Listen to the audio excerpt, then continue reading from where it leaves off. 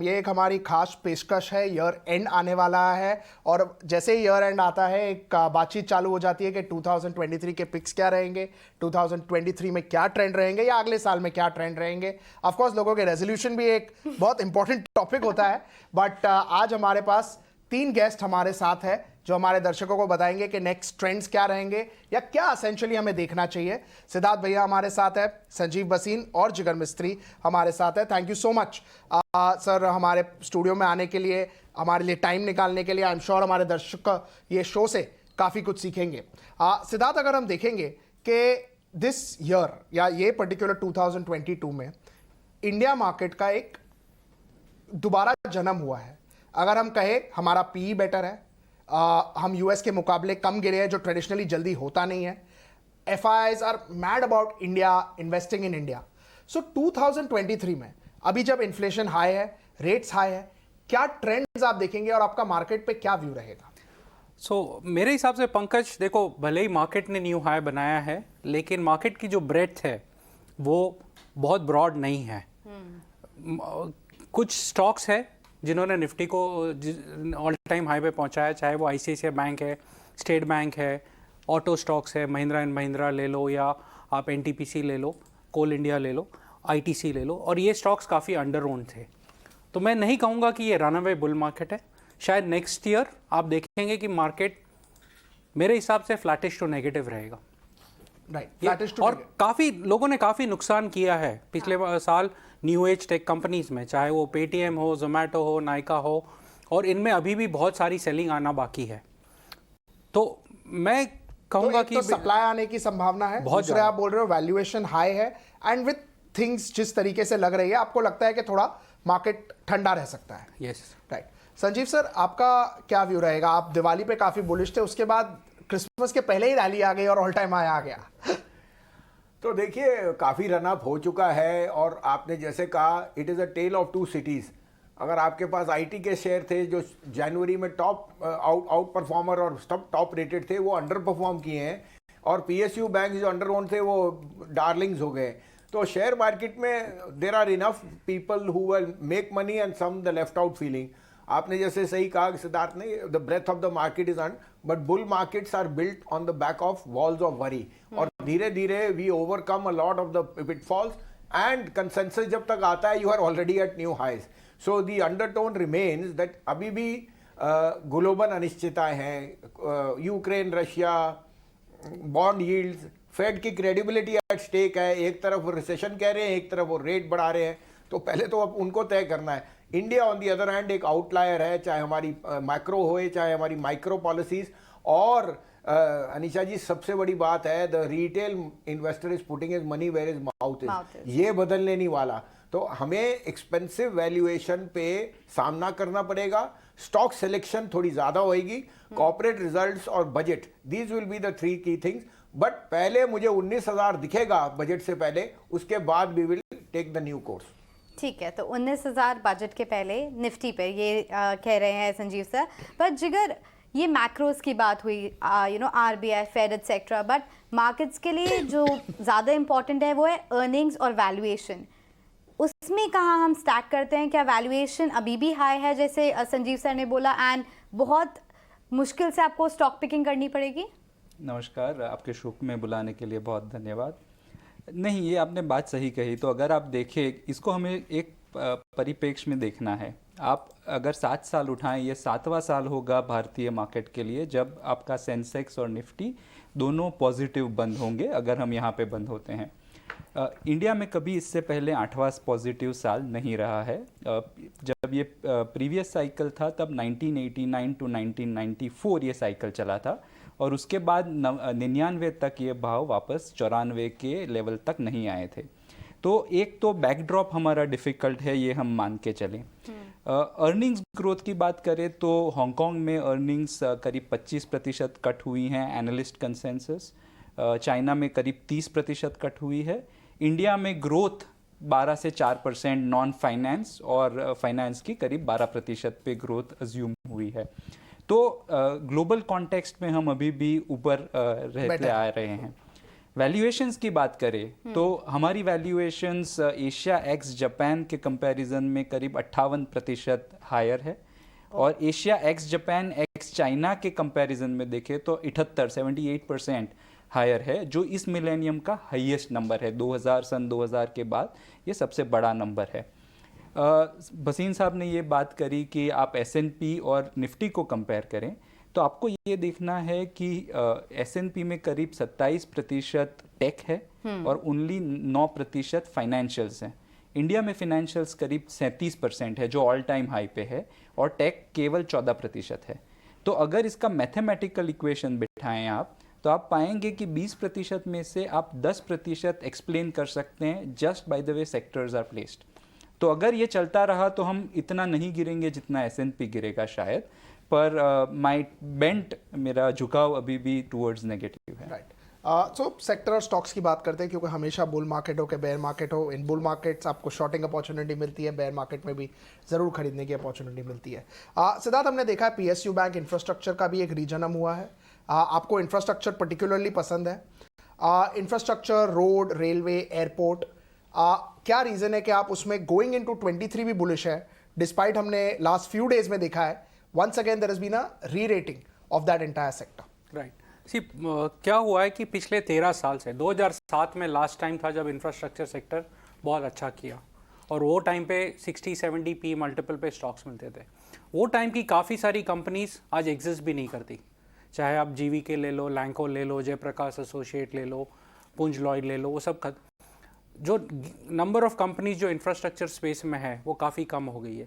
Last 13 साल में हमने जितना भी बैंक क्रेडिट है वो कंज्यूमरिज्म के टुवर्ड्स गया है, टुवर्ड्स द गवर्नमेंट और टुवर्ड्स इंफ्रास्ट्रक्चर नहीं गया है। उसके पहले आप देखेंगे तो 2001 से 2007 तक पूरा flow of funds infrastructure sector के लिए गया। तो मेरे हिसाब से इंफ्रास्ट्रक्चर भारत को आज ज़रूरत है, एक लग्जरी नहीं है। आज चाहे आप एयरपोर्ट ले लो, आप टेलीकॉम ले लो, आप टेलीकॉम यहाँ से घर तक जाओगे तो आपको सिग्नल नहीं मिलता है। आप 5G की बात कर रहे हैं, आपको तो 2G और 3G का भी तो इन्वेस्टमेंट करना ही है, आपके उसमें कोई ऑप्शन नहीं है।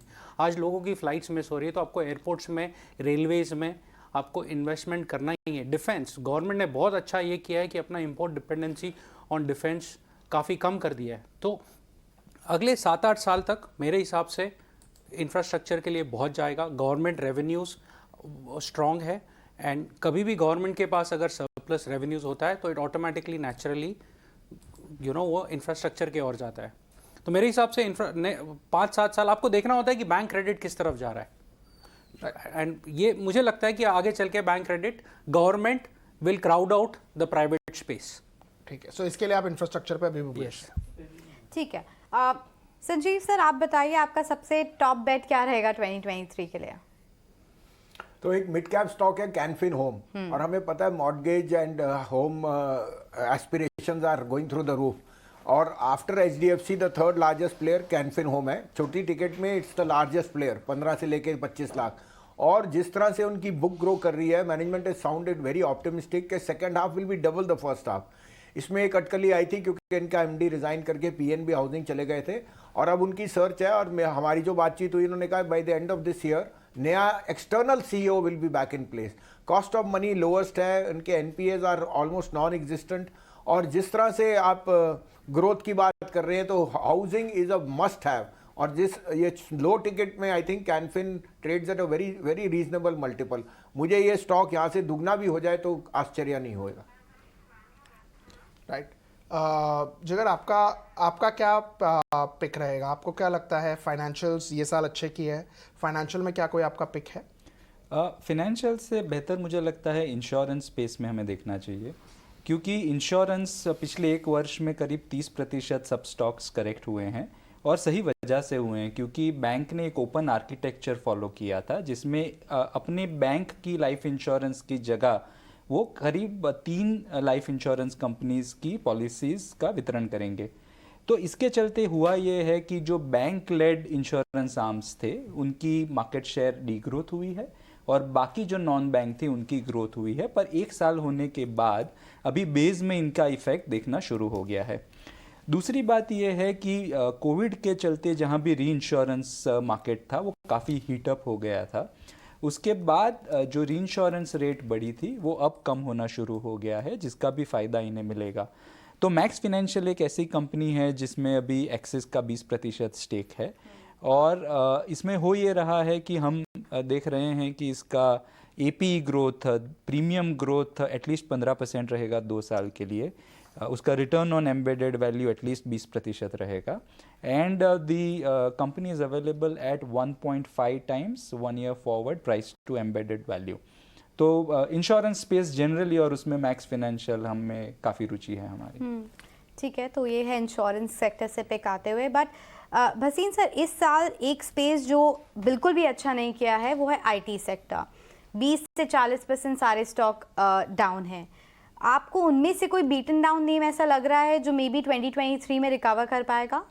हाँ बिल्कुल अनीशा, तो हम टेक महिंद्रा को बहुत फेवर करते हैं। एक वैल्यूएशन कंफर्ट है, दूसरा बीएफएसआई स्पेस और उनकी जो लाइजन है विद ब्रिटिश टेलीकॉम वो बहुत अच्छा चल रहा है, और थर्डली लार्ज पार्ट जो यूएस की जगह जो अनिश्चितताएं हैं वो ये नहीं कि उन्होंने बजट्स कम किए हैं, उन्होंने अनिश्चितता जताई है और वो हमें पता है। लेकिन जिस तरह से आउटसोर्सिंग और क्लाउड कंप्यूटिंग और एआई के लिए इंडियन कंपनीज हैव एडजस्टेड, मुझे लगता है कि ये valuation in cash rich companies आपको मिल नहीं सकती। तो ये बैड टाइम्स में ही लेने का मौका है।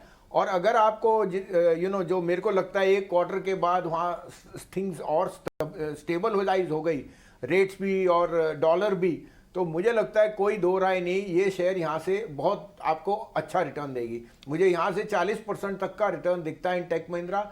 लार्ज कैप स्टॉक है और आपको इस समय एक बहुत अच्छा सेफ्टी एलिमेंट दिखता है। तो डाउनसाइड लिमिटेड है। राइट, बट आप पूरे आईटी पे बुलिश है कि टेक महिंद्रा पर्टिकुलरली? नहीं, हम Tech Mahindra, HCL Tech, Persistent are 3 names, लेकिन अगर आपने बास्केट ही लीजिए और सिप कीजिए वो भी अच्छा है। पंकज, क्या है कि बुरे समय में भाव आपके साथ है और वैल्यूएशन अगर आपके कंफर्ट दे रहा है तो फिर आपको दो राय करनी ही नहीं चाहिए। प्लस देखिए, डॉलर 10% करेक्ट हो चुका है, लेकिन रुपया अभी भी वीक हो रहा है, और रुपया इज अ टेल, रुपये weakness is a tailwind for the technology company. Right, Siddharth, आपने कहा था कि ऑटो पैक 6 महीने पहले काफ़ी सस्ते वैल्यूएशन पे था, अब वो 6 महीने में इट इज़ डन वेल। अब आप ऑटो को 23 में कैसे देखेंगे? आई थिंक मेरे ख्याल से देखिए, ऑटो डिमांड बहुत स्ट्रॉन्ग है, राइट, एंड मुझे नहीं लगता कि ऑटो डिमांड बहुत जल्दी कोई वीकन होने वाली है। काफ़ी सारे सेक्टर्स हैं जो अच्छा कर रहे हैं और उसका स्पिल ओवर इफेक्ट, आदमी पैसा कमाता है, एक ऑटोमोबाइल खरीदता है इंडिया में, तो चाहे वो 2 व्हीलर हो चाहे 4 व्हीलर हो, वैल्यूएशंस अभी भी अट्रैक्टिव है, राइट। आप 1 साल में देखें तो हाँ, ऑटो सेक्टर ने बहुत अच्छा किया है, बट अगर आप 5 साल का व्यू लेंगे तो ऑटो ने बहुत ज़्यादा रिटर्न नहीं दिए हैं। मेरे ख्याल से सिंगल डिजिट रिटर्न है, वैल्यूएशंस अभी भी अट्रैक्टिव है, तो मेरे हिसाब से ऑटो अच्छा कर सकता है। सो ऑटो में अगर हम देखें तो पैसेंजर व्हीकल है, 2 व्हीलर है, सीवी है, ऑटो एंसिलरी भी है और अब ईवी प्लेस भी है। तो आप इसमें से क्या देखेंगे? Because CVs have done well, EV वाली कंपनियों की वैल्यूएशन काफ़ी हाई हो गई है, तो आप किस स्पेस में कुछ लेना चाहिए? मेरे हिसाब से पैसेंजर अब 2 व्हीलर्स ये साल शायद वापस आ सकता है at some point in time, because देखिए पिछले 3-4 साल से 2 व्हीलर्स ने अच्छा नहीं किया है और इंडिया में 2 व्हीलर्स नेसेसिटी है।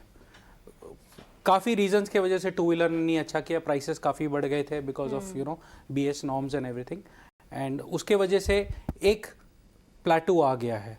अब नेसेसिटी है तो डिमांड वापस आएगी, वैल्यूएशन अट्रैक्टिव है। ऑटो एंक्स मेरे हिसाब से अच्छा करेंगे। पैसेंजर व्हीकल्स हम देख रहे हैं अभी भी 6-6 महीने का बैकलॉग है, तो पैसेंजर व्हीकल्स भी अच्छा करेगी, एंड आई थिंक सीवीज भी रीजनेबल ही करेंगे मेरे हिसाब से। तो ओवरऑल मुझे लगता है कि auto sector should do well, but one of the best is PV. Yes, PVs and 2 wheelers both. PVs and 2 wheeler both. ठीक है, so PVs and 2 wheelers are your top bets. But Jigar, आपका एक interesting stock pick है Antony waste management. मैं देख रही हूँ कि स्टॉक अभी भी इशू प्राइस के आसपास या उससे नीचे ही ट्रेड कर रहा है। क्या चेंज हो गया है जो आप बुलिश टर्न हो गए और ये आपका एक one of the top bets है 2023 के लिए? जी अनिशा, तो ये एक म्यूनिसिपल वेस्ट मैनेजमेंट वाली कंपनी है।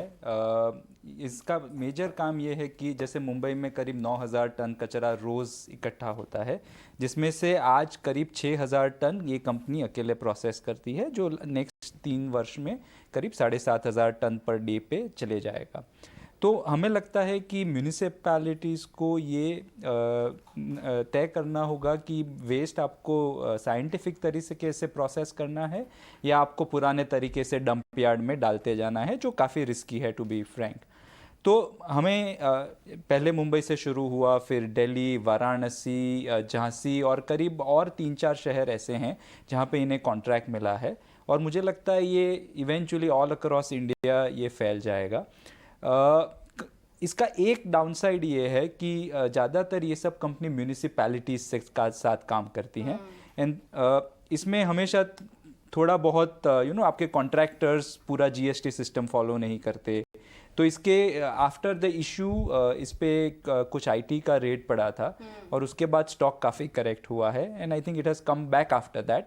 पर ये स्पेस काफ़ी इंटरेस्टिंग है, एंड सीखते चलते अगर ये लोग बिजनेस करना शुरू कर दे तो मुझे लगता है कि ये काफ़ी बड़ा अपॉर्चुनिटी हो सकता है। ठीक है, देखते हैं एंथनी वेस वो सीखते हैं या नहीं सीखते हैं, बट 2023 में काफ़ी नई सीख हम सबको मिलेगी। तो एक बार न्यू ईयर रेजोल्यूशंस पूछ लेते हैं।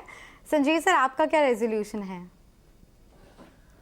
Well, firstly to get more, on my fitness regime. मैं बहुत ट्रैवल करता हूँ और fitness has been, plus age is catching up, so fitness is my priority aside from market. Market तो आई थिंक नंबर 1 प्रायोरिटी हमेशा रहेंगे, right? जिगर, what about you? कोई नए साल के लिए रुकने की जरूरत नहीं है, मुझे लगता है कंटिन्यूअस थोड़ा इम्प्रूवमेंट। फिलोसॉफिकल हो रहे हैं हम अभी। साल के अंत में पूछेंगे तो फिर ज्यादा बताना चलो मुझे 2023 का नहीं, रेजोल्यूशन अगर आज लेना है हाँ, तो क्या अभी लेना है तो क्या? I want to work more on my piano skills beside the market. तो मैं करीब maybe 10 साल नेक्स्ट साल हम आपको पियानो के साथ बुलाएंगे स्टूडियो में, and then we will see कैसा प्रोग्रेस हुआ ऑल है। टाइम हाई पे? आपको नहीं बुलाना आगे से तो वैसे बता दीजिए। Siddharth, what will be your resolution? एक रेजोल्यूशन है कि 2023 में रेजोल्यूशन ब्रेक नहीं कर रहा है तो बनाऊंगा नहीं। आई थिंक ये रेजोल्यूशन मुझे हर साल लेना चाहिए क्योंकि मैंने आज तक कोई भी फॉलो नहीं किया। Pankaj, what's yours? I also want to work on my fitness, so yeah, I think that goes for everyone. So वैसे, but anyways, let's start with our picks. तो अगर हम देखें संजीव सर, आपका ऑटो में भी एक पैक है। आपको मदरसन अच्छा लगता है। मदरसन की एक वायरिंग कंपनी है, एक संभावना कंपनी है, तो आपको कौन सी अच्छी लगती है और क्यों, जबकि उनका यूरोप में इतना एक्सपोजर है? हाँ, तो संभावना मुझे अच्छी लगती है। उसका सिंपल रीज़न है कि ये एक सबसे बड़ी OEM ग्लोबल प्लेयर है, और जैसे आपने कहा यूरोप, तो Europe has been the elephant in the room, और हमें पता है उनका reliance on energy and inflation and weaker dollar stronger dollar has hurt them. लेकिन वैल्यूएशंस बहुत अच्छे हैं, और अगर आप डेटा देखें तो अक्टूबर में यूरोपियन कार सेल्स वो द हाइस्ट इन 2 years, और मुझे लगता है pent up demand and things rationalizing in the next few months will see के ऑटोज़ के लिए बहुत स्ट्रॉन्ग डिमांड है। And as an OEM, I think Motherson along with Bosch are 2 international players which are very very strongly footed. उन्होंने even they've got a very big contract from Boeing as far as interiors go, तो diversification भी है, and they are very well capped for any recap coming back from Europe. Valuations comfort में है, and these are large players, so I think that this stock can also double from here in 2023. Right. Siddharth का अगला sector काफ़ी interesting है। अभी इन्होंने weightage की बात की है, तो अगर हम वेटेज की बात करें, आई रिमेंबर 2015 में अराउंड 9% MSCI का फार्मा था, अब वो हार्डली 4% रह गया। हाँ। इनको लगता है कि फार्मा वापस से बेटर हो सकता है। 9 नहीं तो एटलीस्ट 7 हो हाँ, जाए। तो फार्मा में आपकी दिलचस्पी क्यों है? इज इट बिकॉज प्राइस नीचे है, कि इज इट बिकॉज फंडामेंटल आपको लगता है स्टेबल हो गए हैं? सी, दोनों चीज़ें हैं। फार्मा एज अ सेक्टर पिछले 7-8-10 साल में काफ़ी कंपनीज़ ने एक्चुअली नेगेटिव रिटर्न दिया है। वैल्यूएशंस काफ़ी अट्रैक्टिव है, और इंडियन फार्मा सेक्टर बहुत स्ट्रॉन्ग है। Before Indian IT sector there was Indian pharma sector. आज जो दवाई हम जो रेट में बेचते हैं दुनिया में और कहीं नहीं मिलती, तो बिकॉज ऑफ NPP है। सो जो इनकी कोर स्ट्रेंथ है, आज जितना भी पैरा 4 फाइलिंग्स होता है US में, मैक्सिमम इंडियन कंपनीज ही करती है। तो इंडिया का फार्मा सेक्टर बहुत स्ट्रॉन्ग है। डोमेस्टिकली पिछले 2 महीने से हम काफ़ी स्ट्रॉन्ग ग्रोथ देख रहे हैं, 17 to 18% ग्रोथ देख रहे हैं। तो मेरे हिसाब से वैल्यूएशंस अच्छे हैं, कंपनीज की इनहेरेंट स्ट्रेंथ्स बहुत ज़्यादा अच्छी है, and these are big businesses. See, आप बोल रहे हैं pharma can not be 4% of India's total market cap. नहीं, तो आई हैड डन दिस, मैंने ये एक्सरसाइज किया था, तो तभी सन फार्मा वॉज अराउंड 700 रुपीज, तो मे बी वो शायद अभी थोड़ा ऊपर चले गया होगा, but because the maximum weightage 2016 में सन से आता था, करेक्ट। तो इसके लिए वो अभी तक रिफ्लेक्ट नहीं हुआ है। एंड अगर अभी भी हम देखें तो डॉक्टर रेड्डी एक इंपॉर्टेंट इंडेक्स से निकाला गया चुका है, इसके लिए उसकी ओवरऑल वेटेज 4 to 5%। आप देखोगे तो ओवरऑल 2 स्टॉक्स ने अच्छा किया है ये साल, सन फार्मा एंड सिप्ला, बाकी majority of the other pharma stocks ने नहीं अच्छा किया। एंड पहले सब ऊपर थे, इसके लिए वो 8 to 9% था पीक। तो यही है, 2009 में फार्मा सेक्टर में निफ्टी में हार्डली 1 या 2 कंपनी थी। 2017 में लुपिन भी निफ्टी में आ गया, 14 में, राइट, 2017-18 में वापस लुपिन बाहर चला गया। तो मेरे हिसाब से वैल्यूएशंस अच्छे हैं, कंपनीज इनहेरेंटली बहुत स्ट्रांग है, एंड होपफुली अगले साल में अपॉर्चुनिटी मिलेगी अपने को स्टॉक्स लेने के लिए। इसी पे हम ये चर्चा खत्म करते हैं। उम्मीद है आपको ये बहुत पसंद आई होगी, एंड उसी के साथ नए वर्ष के लिए आपको पूरी इटिना फैमिली और इटिना स्वदेश फैमिली की तरफ से हैप्पी न्यू ईयर।